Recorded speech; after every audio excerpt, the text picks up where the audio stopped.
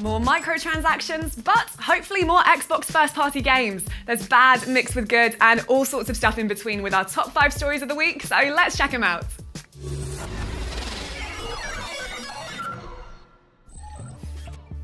Number 5.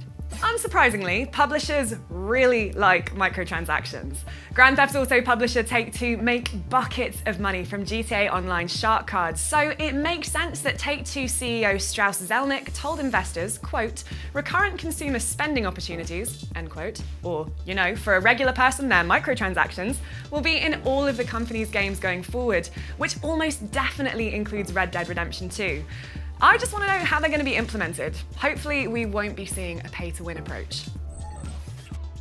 Number 4, Microsoft has finally been open about needing to invest in the future of first-party games. While Microsoft Studios exec Shannon Loftus addressed criticisms of Xbox exclusives and teased unannounced games with GameSpot, Xbox head honcho Phil Spencer told Bloomberg that more money was going into first-party games. Now, that could include starting new game studios or purchasing them. Honestly, I'm still gutted about Microsoft's decision to close Lionhead. Why didn't they just cancel Fable Legends and have that studio make Fable 4?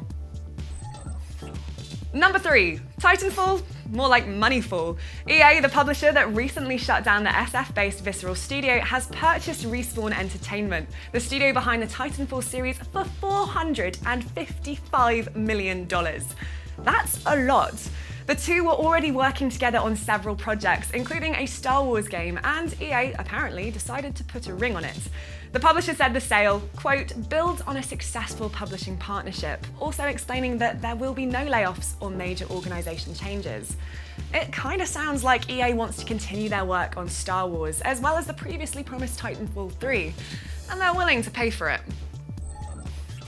Number 2. If you remember back in August, Disney announced it would be launching its own branded streaming service, and now they've whipped the cloak off the shows it will feature.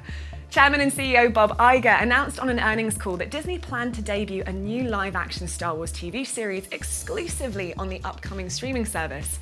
He also just happened to toss in plans to release a High School Musical series, Monsters, Inc. series, and a new Marvel series. Whew, soon the only way to afford all these streaming services will be to flog a spare kidney on eBay. And number 1.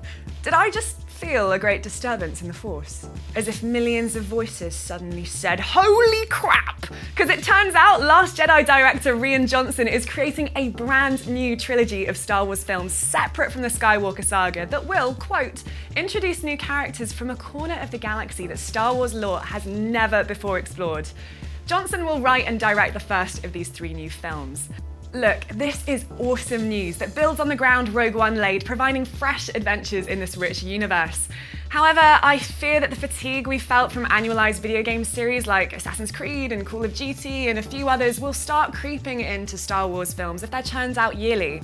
Can there be too much Star Wars? Can you have too much chocolate cake? Both important questions I don't know the answer to. Those are your top 5 stories of the week. Be sure to watch the rest of our Daily Fix episodes for more news, and if you've ever wanted to see Darth Vader move with incredible grace on his robot legs, watch our Heroes vs Villains gameplay video for Star Wars Battlefront 2.